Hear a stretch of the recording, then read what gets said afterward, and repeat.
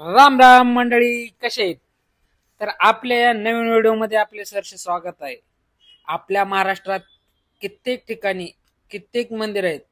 थोडक्यात सांगायचं म्हणजे असं की महाराष्ट्रात अनेक अशी रहस्यमय मंदिर आहेत जे की आपल्याला कुठे आहेत, कसे आहेत ते माहिती नाहीत. त्यापैकी एक आपण पाहणार आहोत, तो म्हणजे बोबदेव गाव.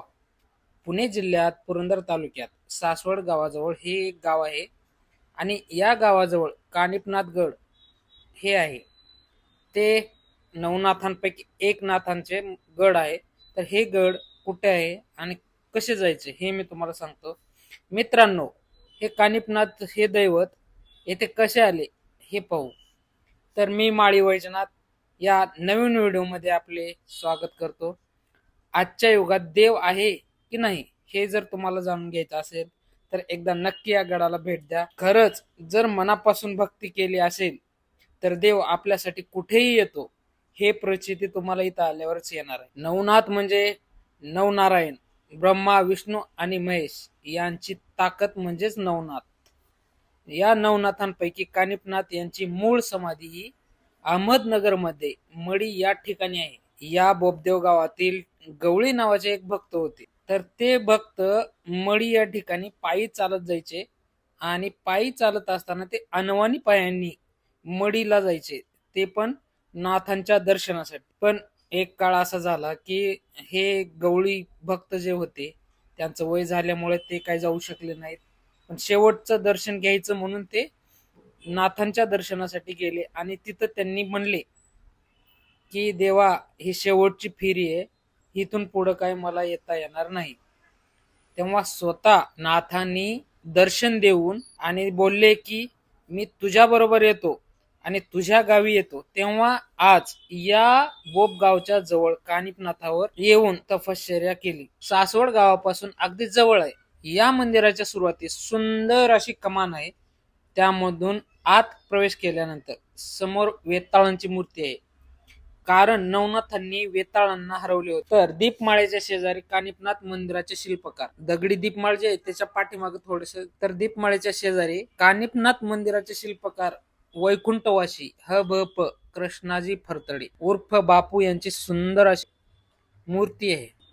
ही मूर्ती पाहता एक म्हण आठवते. थोडक्यात सांगायचं तर मरावे परी कीर्ती रूपे वरावी.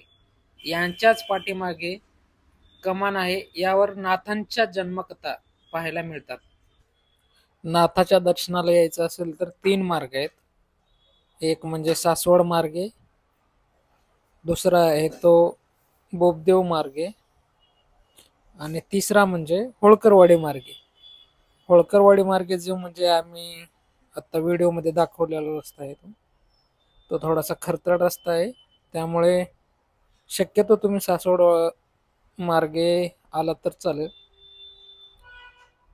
ट्राय करा शक्यतो तुम्ही सासवड मार्गेच.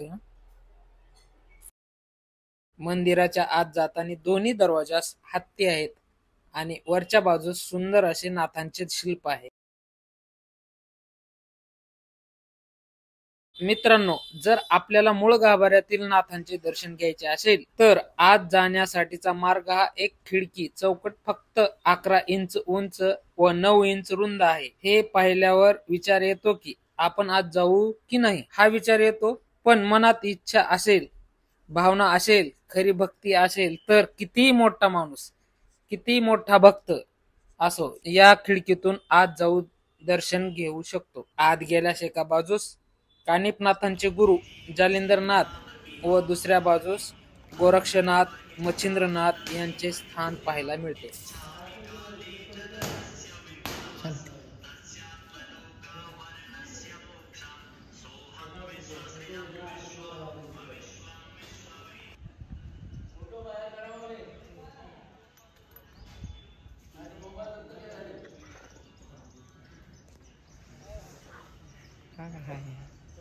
आता इथं काय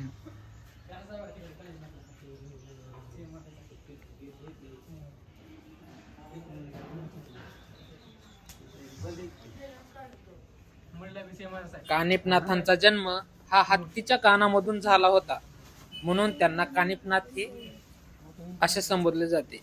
तर त्यांचा जन्म कसा झाला, महादेवाने सांगितले, जालिंदरनाथांना की एका हत्तीच्या कानात ब्रह्मतेज आहे, या ब्रह्मतेजातून एका नाथाचा जन्म होणार आहे. तेव्हा त्या हत्तीच्या कानातून कानिफनाथांचा जन्म झाला.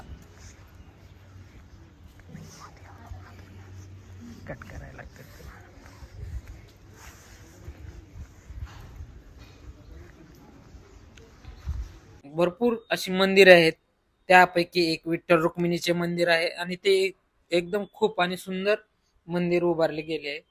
शेजारीच दुर्गा मातेचेही मंदिर आहे. नंतर तिथून मारुतीरायांचे दर्शन घेतले, नंतर महादेवाचे दर्शन घेतले आणि तेथून थोडस खाली आलं की हनुमानांचं मंदिर आहे. मारुतीरायाचं दुसरं एक मंदिर आहे. तेथून वर आल्यावर नाथांची अशी शिल्प आहेत जी की स्वतः नाथ तिथं बसलेत की काय अशी प्रतिकृती जशास तशी उभारली आहे.